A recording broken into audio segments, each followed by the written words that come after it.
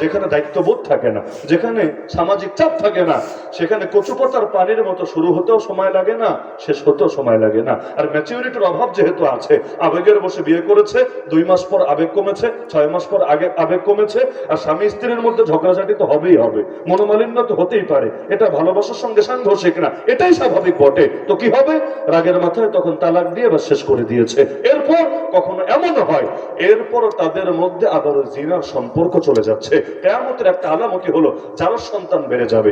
Europe America তো ইতিমধ্যে ভরে গেছে যারা সন্তান দিয়ে, কারণ ওদের কাছে বিয়ের কোনো গুরুত্ব নাই, বরঞ্চ বিয়ের চাইতে জিনা আরো সহজ ব্যাপার ওদের কাছে। আর বাংলাদেশেও বাড়ছে, কিভাবে জানেন? কত তালাক হওয়ার পরেও সেটাকে আড়াল করে বা মিটমাট করে জিনা চালিয়ে যাচ্ছে। আর ঘরে যতগুলো বাচ্চা হচ্ছে, সমাজ ভাবছে বৈধ বাচ্চা, আসলে হারামজাদা দিয়ে সমাজটা ভরছে। হচ্ছে নাকি হচ্ছে না? 3 তালাক দেওয়ার পরেও সংসার চালায়া যাচ্ছে, চেয়ারম্যান দিয়ে মিটমাট করে নিয়েছে, অথবা জাহিলি কোর্ট দিয়ে মিটমাট করে নিয়েছে, সংসার চালায়া যাচ্ছে। এখন যদি বাচ্চা কাচ্চা হয়, ওই বাচ্চাগুলো হালাল জাদা হবে না হারাম জাদা হবে, বৈধ হবে না জারজ হবে? তাহলে কিয়ামতের আলামত এগুলোর দ্বারা বাস্তবায়িত হচ্ছে আমাদের ভেতরে। এমন কি, আমি সবাইকে অনুরোধ করবো, এখানে যত যুবকেরা আছেন আগামীতে বিয়ে করবেন, অথবা যত মুরব্বীরা আছেন আগামীতে কাউরে না কাউরে বিয়ে দিবেন, আল্লাহর ওয়াস্তে বিয়ের আগেই পারিবারিক এবং সাংসারিক জীবনের মাসআলা মাসাইল গুলো শিখে নিবেন। হজের এলেম কখন শিখতে হবে? সৌদি আরব থেকে আসার পরে, তাই না? নামাজের এলেম কখন শিখতে হবে? জামাত শেষ করার পরে বাসায় এসে ঠান্ডা মাথায় বসে, তাই না? রোজার এলেম কবে শিখতে হবে? রমজান মাস শেষ হওয়ার পর, ঈদের চাঁদ ওঠার পর, তাই না? না, বরং জ্ঞান আগে, কর্ম পরে, এলেম আগে, আমল পরে।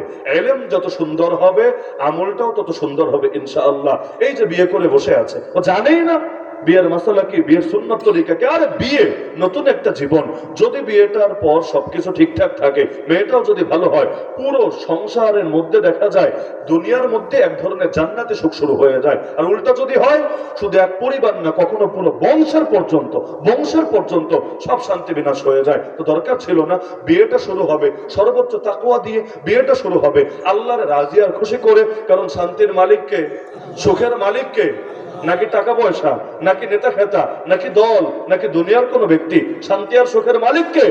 তাহলে খুশি করতে হবে সবার আগে কাকে? অথচ বাংলাদেশ রাখেন, এই নগরকান্দা ঘরে ঘরে দেখবেন প্রায় প্রতিটা বিয়ে শুরুই হয় কবিরা গুনাহ দিয়ে। ভালো মানুষ যারা নামাজ পড়ে, মুখে দাঁড়িয়ে আছে, মাঝে মাঝে পাঞ্জাবিও পড়ে, আপনি বিয়ের সময় দেখবেন দিনদারি বরবাদ করে বসে আছে। আপনি বলবেন, ভাই তুই এত একটা ভালো মানুষ, তোর বাড়িতে বক্স বাজে কেন? নিজে গান শুনবি ওইটাও গুনাহ, কিন্তু এই যে গানটারে সমাজে ছড়ায় দিচ্ছিস, এটা তো আরো নিকৃষ্ট গুনাহ। তোর বাসায় বক্স বাজে কেন? কি জবাব দেয় জানেন? হুজুর বিয়েতে একটু হয়। কি বলে না, আমি ভালো মানুষ, ঠিক আছে, বিয়েতে একটু হয়, বোঝেন না ফ্যামিলি, বোঝেন না সমাজ, বোঝেন না এই। আর এই ফ্যামিলি তোরে বাঁচাবে আল্লাহর গজব থেকে, এই সমাজ তোর পক্ষে দাঁড়াবে হাসরের ময়দানে। কবরে যখন তোর রাখা হবে, কে তোর কবরে গিয়ে তোকে সাহায্য করতে এগিয়ে যাবে? নাউজুবিল্লাহ, নতুন এক জীবন শুরু করতে যাচ্ছে, ভয় থাকা দরকার ছিল চরমে, সাহায্য চাওয়া দরকার ছিল আল্লাহর থেকে, ইবাদত বাড়িয়ে দেওয়া দরকার ছিল, দোয়া কান্নাকাটিও বাড়িয়ে দেওয়া দরকার ছিল। লেকিন হয় কি, কয়েক সপ্তাহ আগ থেকে শুরু হয় হারাম, গায়ে হলুদের হারাম, আবার কোথাও যৌতুকের হারাম, গান বাজনার হারাম, আবার বিবাহের অনুষ্ঠানে নারী পুরুষ অবাধে দেখা সাক্ষাৎ, কথাবার্তা হারাম। এভাবে কত হারামের কথা বলবেন? এমনকি বাসর করার আগে বউ গোটা দুনিয়ারে দেখানো হয়ে যায়। কমিউনিটি সেন্টারে ফাইজলামের জায়গা আছে আলাদা, এটা আর কি সোফা, এর চাইতে উন্নত সোফা থাকে, সেখানে গিয়ে বধূ বসবে, আর বরের বন্ধুরা, বরের কাজিনরা, বরের আত্মীয়রা তাকে গিয়ে নেক নজর দিয়ে দেখবে। বাহ, কি নজর তাদের হবে! অথচ প্রতিটা নজরের আড়ালে কি আছে, এটা যদি নারীগুলো বুঝতো, লজ্জায় না ঘৃণায় হয়তো সুইসাইড করতে বাধ্য হতো। মানুষ তো সব মাপামাপে শুরু করে দিবে যে এর সাথে ওরা কেমন মানিয়েছে, ও না হয়ে অন্য কেউ হলে কেমন মানাতো। এগুলো দুষ্টরা হিসাব নিকাশ শুরু করে নাকি করে না? নাউজুবিল্লাহ মিন যালিক। আর এখন উন্নত যুগ না, ছবি অনলাইনে আপলোড না করলে তো কোনো কিছুই কামেল হয় না। নিজের হাতে মানুষ কিভাবে নিজের ভবিষ্যৎ নষ্ট করে, সবচাইতে বড় উদাহরণ হলো এই প্রজন্ম। নিজের হাতে বলবেন কিভাবে? ছোট একটা বাচ্চা জন্ম নিয়েছে, এখনো মায়ের দুধও খাওয়া শুরু করে নাই, দেখবেন এর ছবি ফেসবুকে ভাইরাল হয়ে গিয়েছে। হয় নাকি হয় না? আচ্ছা, এই বাচ্চাটাকে যারা দেখবে সবাই নেক নজরে দেখবে, নাকি কারো কারো নজরে হিংসা থাকতেই পারে? তার বাচ্চাটা কালা, এই বাচ্চাটা অনেক সুন্দর, তার বাচ্চা স্বাস্থ্য নাই, এই বাচ্চাটার অনেক স্বাস্থ্য, অথবা তার আপনার প্রতি দুশ্মনী, এজন্য অত দুশ্মনী, এরকম বিভিন্ন কারণে হিংসা হতে পারে নাকি পারে না? হিংসা থেকে যে নজর হবে, হিংসা থেকে যে নজর হবে, এর দ্বারা শুধু যে নজর দিবে তার পাপ হবে না, যারা দিবে অর বড় ক্ষতি হবে। হাদিসে আছে আইন হাক্কুন, নজর সত্য। আরে কত ভালো ভালো বাচ্চা নজরের কবলে পড়ে শেষ হয়ে গেল। আগে ঠিকভাবে খেত, নজর লাগার পর খাওয়ার খবর নাই। আগে ঠিকভাবে ঘুমাতো, নজর লাগার পর আর কোনো ঘুমের খবর নাই। বাচ্চা রাখেন, নারী পিঠা বানায়, এক নজর লাগলে কখনো এমন হয় পিঠাই আর সাইজ মতো হয় না, টেমা টোমা কেমন কি হয় না হয়, একটা পিঠাও সাইজ মতো হয় না। গাছে নজর লাগলে ওই গাছে আর ফলই হয় না, গরুতে লাগলে একই। নজর যে কি ভয়ঙ্কর একটা ব্যাপার, এমনকি কোরআনে আছে, হে নবী, ওদের অবস্থা হয়েছে এমন, তারা যেন তোমাকে লায়ুজলিকুনাকা বিআবসারিহিম। মাদ্রাসার তালিবুল ইলম যারা আছেন তাফসীর দেখে নিয়েন, এর ব্যাখ্যা কি? এর একটা তাফসীর এটা যে তারা ওদের নজর দিয়ে, কুরাইশের একটা গোত্র ছিল, যেই গোত্র এই বদনজর নজর দিয়ে ক্ষতি করার ব্যাপারে বিশেষ প্রসিদ্ধ ছিল।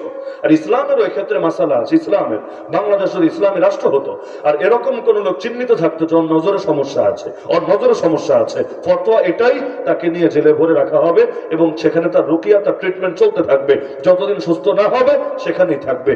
ইসলামে অনেক বিধান এরকম আছে, জাদুঘর, তান্ত্রিক, এগুলোরও ধরে জেলে রাখা হবে, এমনকি কাউরে কাউরে তো মৃত্যুদণ্ড দণ্ডিত করা হবে। লেকিন সেকুলার আইনে এগুলোর কোনো সাজা নাই, এগুলো হর হামেশা দেশের ভেতরে চলতে থাকবে। অথচ এক জাদু দিয়ে কত মানুষের সংসার শেষ হলো, এক নজর দিয়ে কত মানুষের সংসার শেষ হলো। এজন্য আল্লাহর ওয়াস্তে নিজের সুখ নিজেই নষ্ট করেন না, নিজের কপালে বিপদ নিজে ডাইকাই নেন না। নবী বলেন তাকদীরের পর সবচাইতে বেশি মরণ হয় নজরের কারণে। এজন্য দেখবেন সেলিব্রিটিদের সংসার কমিটিকে বিশ্বাস হয় না, ছবি জঙ্গনে যারা আছে, তারকা, নাটক সিনেমা করে, বিয়ে করার আগেই দেখবেন পাবলিক দিন গুনতে শুরু করেছে তালাক কবে হবে। কেন? বলবেন হুজুর পর্দা করে না, তালাক হতেই পারে, হালাল খায় না হারাম খায়, তালাক হতেই পারে। কেন? বেপর্দা খালি ওরাই, বাংলাদেশে আর বেপর্দা নাই। হারাম খালি ওরাই খায়, বাংলাদেশের হারাম খোর নাই। কোন জিনিস নাই? সবই তো আছে, কিন্তু এদের মধ্যে তালাকের এত বেশি প্রবণতা কেন? বলবেন না ওরা তো অনেক রকম মিক্সিং এ থাকে, বহুত কিছু দেখে, এজন্য চাহিদা বেশি থাকে। না না, তাহলে এরকম মিক্সিংও বহুত শ্রেণীর মানুষ করে, ওইখানে বেশি কেন হয়? এখানেও বড় কারণ হলো নজর, নজর, নজর। ভাই, দুনিয়া সবাই আপনার এক নজরে দেখবে না। আপনার ফেসবুকে অনেক ফলোয়ার্স আছে, ভালো কথা, ফলোয়ার মানেই মহব্বতকারী না। বাঘও হরিণকে ফলো করে, তাই না? বাঘও হরিণকে ফলো করে, এই ফলো মহব্বতের ফলো না।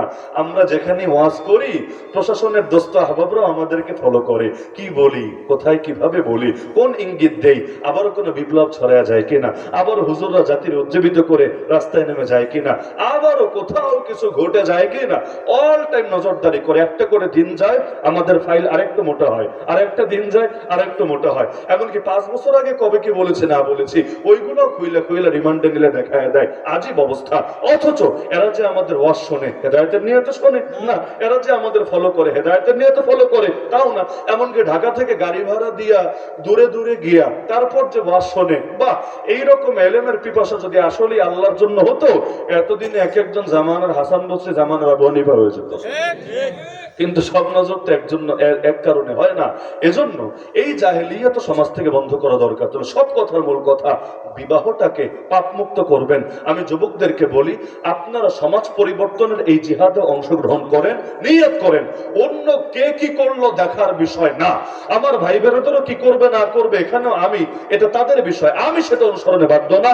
আমি আমার বিয়েতে কোনো হারাম অ্যালাউ করব না, এটাই জিহাদ। এতে বাপ রাগ করবে করুক, মা রাগ করবে করুক, কিন্তু বাপরে খুশি করতে গিয়ে, মাকে খুশি করতে গিয়ে আল্লাহকে তো রাগান্বিত বানাতে পারবো না। বাপ বড় না আল্লাহ বড়? মা বড় না আল্লাহ বড়? সমাজ বড় না আল্লাহ বড়?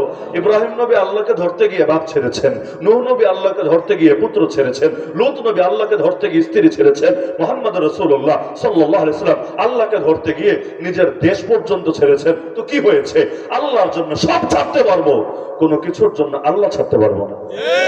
সমাজ একদিনে পরিবর্তন হবে না, কড়া অ্যাকশন নিলেই পরিবর্তন হবে, এমনি এমনি কিছুই হয় না, একটু ধাক্কা দেওয়া লাগে। যখন ছুরিতে জং ধরে যায়, ফু দিলেই এটা ব্যবহারের উপযুক্ত হবে না, বরঞ্চ ভালো করে ঘষতে হবে। তো কেউ না কেউ ধাক্কা দিতেই হবে সমাজকে। আপনারাই সেই ধাক্কা দিয়ে নেওয়ালা হবেন ইনশাআল্লাহ। আপনারা যুবকরাই মেরুদণ্ড, আপনারা যদি সোজা থাকেন পুরো বাংলাদেশ সোজা হয়ে যাবে ইনশাআল্লাহ। এজন্য বিয়ের আগে অবশ্যই এলেম হাসিল করবেন, অবশ্যই। আমি অনুরোধ করব যারা এখনো বিয়ে করেন নাই, যে কোনো আলেম যার এলেমের উপর আস্থা আছে তার থেকে পরামর্শ নিয়ে অন্তত একটা কিতাব পড়বেন। বেশি যদি পড়তে পারেন আরো ভালো, না পড়লে অন্তত একটা বই, বিয়ে নিয়ে, তালাক নিয়ে, পারিবারিক মাসালা নিয়ে অন্তত একটা বই যাতে আপনার পড়া থাকে, এতটুকু এলেম যাতে থাকে। তাও যদি বলেন পড়ার সময় নেই, অন্তত একজন আলেমের কাছে গিয়ে 2-4 ঘন্টা সময়, একদিনে হোক আর কয়েকদিনে হোক, নিয়ে মাসআলাগুলো শিখে নেবেন ইনশাআল্লাহ। কাবিন নামাটাও তো পূরণ করতে জানে না বাঙালি, 18 নম্বর ধারা কিভাবে লিখতে হয় ওইটাও তো জানে না। তালাক বা দুর্ঘটনা ঘটার পর মুফতিদের মাথা হয়রান করে ফেলে, অথচ বিয়ের আগেই যদি একটু পরামর্শ নিয়ে সংসার শুরু করে অত জটিলতা আর কোনো ধাপেই থাকে না। লেকিন ঘটনা ঘটার পরে আর কি হবে রে ভাই, বন্দুকের গুলি একবার বের হয়ে গেলে আর আফসোস করেও কোনো লাভ নাই। এজন্য আপনারা ঘটনা ঘটার পর কিছু না, আগ থেকেই সচেতন হবেন ইনশাআল্লাহ। জাস্ট একটা উদাহরণ দিয়ে আলোচনা শেষ করি। উদাহরণটা হলো, মাত্র 3 মিনিট আছে আমার হাতে। উদাহরণটা হলো, তালাকের ক্ষেত্রে আমাদের সমাজে যদি জিজ্ঞেস করেন একজন করে ইন্ডিভিজুয়াল ভাবে, দেখবেন এই পুরো এই যে 1000 মানুষের ভেতরে হাতে গোনা 10 জন তালাকের সুন্নত তরিকা বলতে পারবে কিনা সন্দেহ আছে। তালাক কোনো কাম্য জিনিস না, কোনো ভালো জিনিস না। ইবনে মাজাহ এবং আবু দাউদ শরীফে হাদিস আছে, আল্লাহর নিকট সবচাইতে ঘৃণিত হালালের নাম হলো তালাক। ঘৃণিত হালাল শব্দ কি? আবগাদুল হালাল ইলাল্লাহি আত-তালাক। ঘৃণিত হালাল মানে কি? মানে হারাম করে না ইসলাম জিনিসটারে, কারণ কখনো এটা প্রয়োজন হতেও পারে, নবীর সাহাবীদের মধ্যেও হয়েছে, এজন্য দরজা খোলা রেখেছে।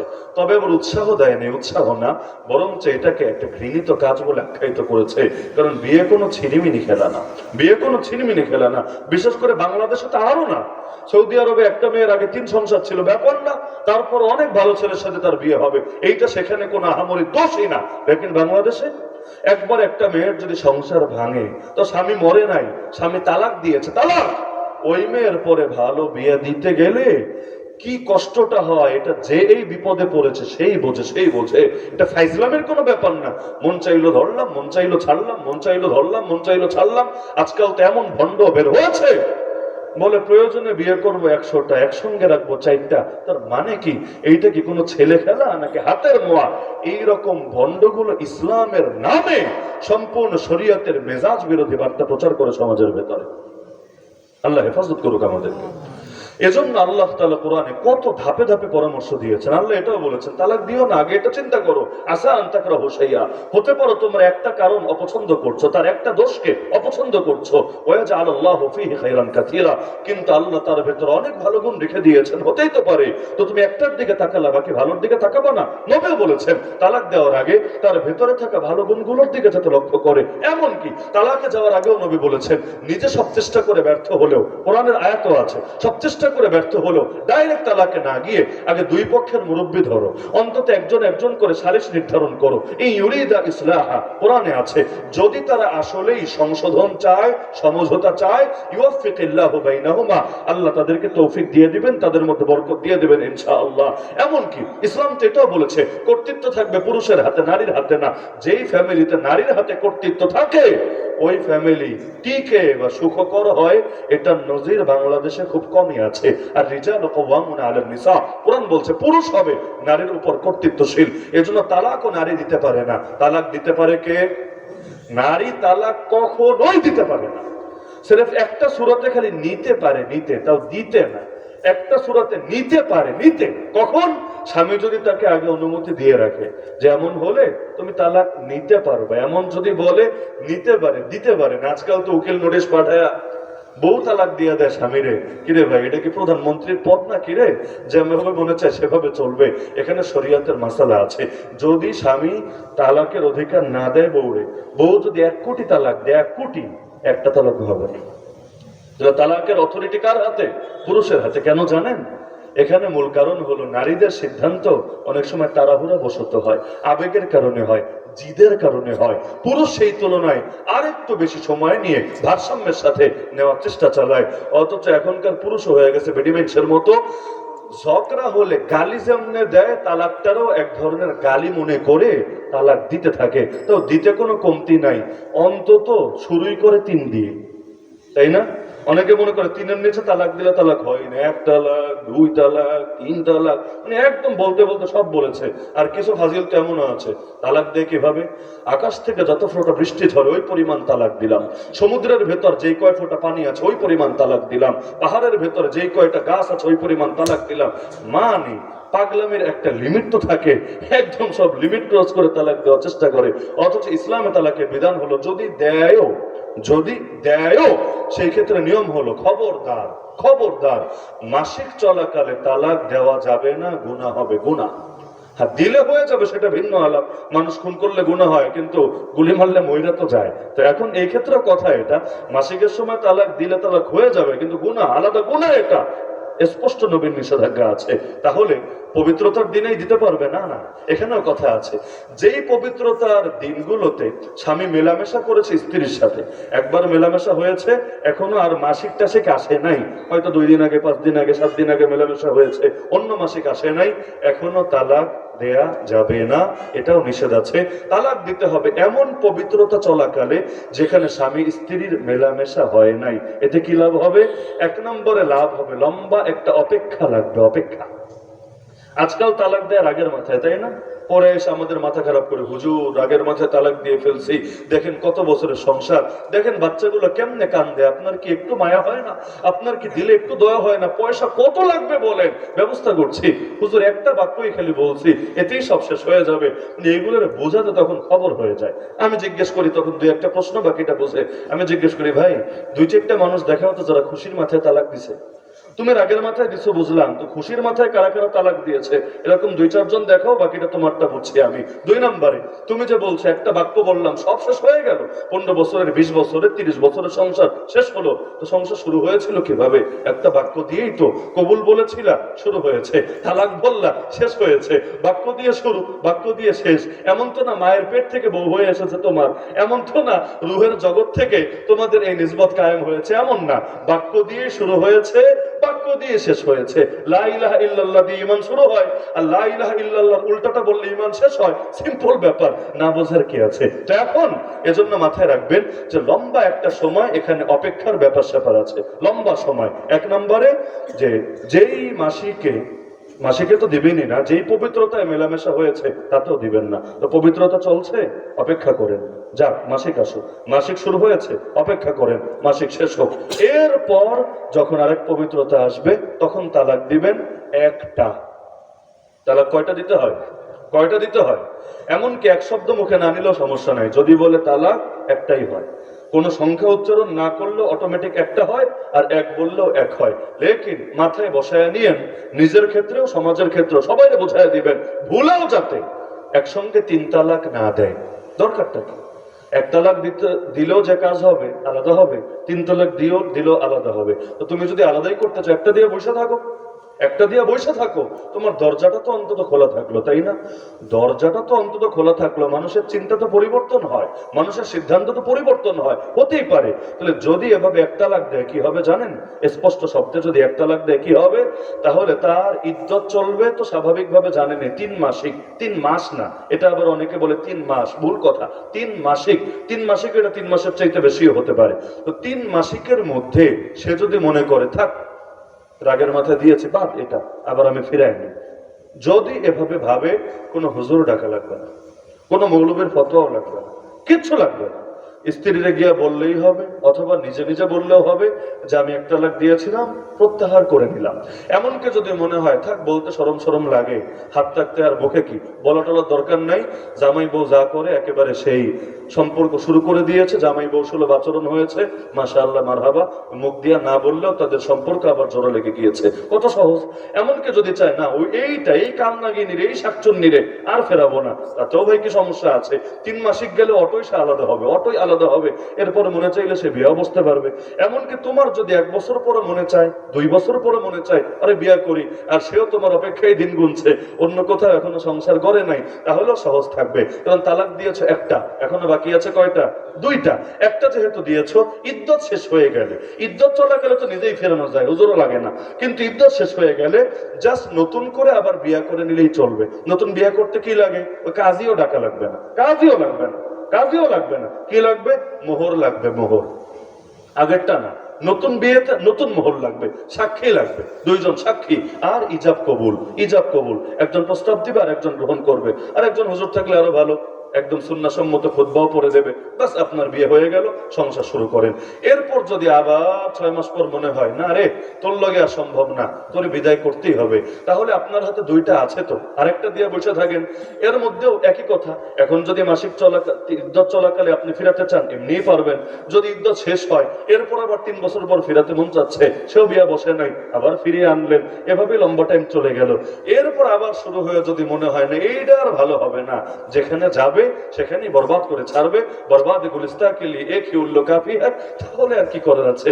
লাস্টে আপনি 3 নাম্বারটায় গেলেন, ব্যাস, তাহলে কিন্তু এই সিদ্ধান্ত নিয়ে আফসোস থাকবে না। তখন আমাদেরকে আর ওই রাত 3টার সময় ফোন দিয়া ঘুম থেকে উঠে হুজুর তালাক দিছি, একটু বুঝেন, একটু বুঝেন, এই সমস্ত আবেগী বয়ান আর আপনার লাগবে না, বরঞ্চ সিদ্ধান্তটা পারফেক্ট হবে। এমনকি কেউ যদি চান একবারে 3 দিয়া বিদায় করবেন, তারপরও ওই এক পবিত্রতায় একসঙ্গে 3টা দিয়েন না। এক পবিত্রতা একটা দিলেন, দিন যাক, মাসিক আসবে, মাসিক যাক, পরের পবিত্রতায় আরেকটা, এরপর আরেকটা মাসিক আসবে, এর পরের পবিত্রতায় আরেকটা, এভাবে লম্বা সময় নিয়ে নিয়ে দেন, এটাই সবচেয়ে উত্তম। তো এখন সর্বোত্তম তরিকা আমি 1 নম্বরে বলেছি, সেটা হলো তালাক কয়টা হবে? 2-3 নামই আনার দরকার নেই, মুখে এটা ভাবারই দরকার নেই। এই মাসালাটা বাঙালি বোঝে না, না বোঝার কারণেই এ ফিতনা হয় সমাজে। বুঝবে কেমনে? ইসলামের মৌলিক জ্ঞান অর্জন করাতেই তো আমাদের গাফলতি আছে। নবীর দেখি নাই, নবীর জিন্দা মুজিজা আছে আমাদের সামনে, অথচ কোরআনটাও পড়তে পারে না অধিকাংশ বাঙালি, কোরআনটাই পড়তে পারে না, নবীর জিন্দা মুজিজা। চাঁদ 2 টুকরা হতে দেখে আর কয়জন মুসলমান হয়েছে? হাত থেকে পানি বের হতে দেখে কয়জন মুসলমান হয়েছে? কিন্তু এই কোরআন দেখে এত বড় মুজিজা, আমার নবী সবচেয়ে বড় মুজিজা, লক্ষ না কোটি কোটি মানুষ মুসলমান হয়েছে। এমনকি যে ওমর নবীর কল্লা কাটতে বের হয়েছে, খালি কোরআন পড়ে মুসলমান হয়েছে, ওই কোরআনটা সামনে তাও পড়তে জানে না। কি লজ্জার কথা, কি লজ্জার কথা! অথচ পৃথিবীতে এমন কিতাব একটাই আছে যার একটা অক্ষর না বুঝা পড়লেও 10টা করে নেকি মেলে, না বুঝা পড়লেও 10টা করে নেকি মেলে। এরকম সওয়াব তো বুখারীতেও নাই, মুসলিমেও নাই, কোন কিতাবে নাই, একমাত্র কোরআনে আছে। এজন্য আপনাদের প্রতি আমার প্রত্যাশা, একদিনে সব বয়ান করা সম্ভব না, আমি জাস্ট বিক্ষিপ্ত কিছু উদাহরণ দিয়ে আপনাদের দৃষ্টি আকর্ষণ করতে চাচ্ছি।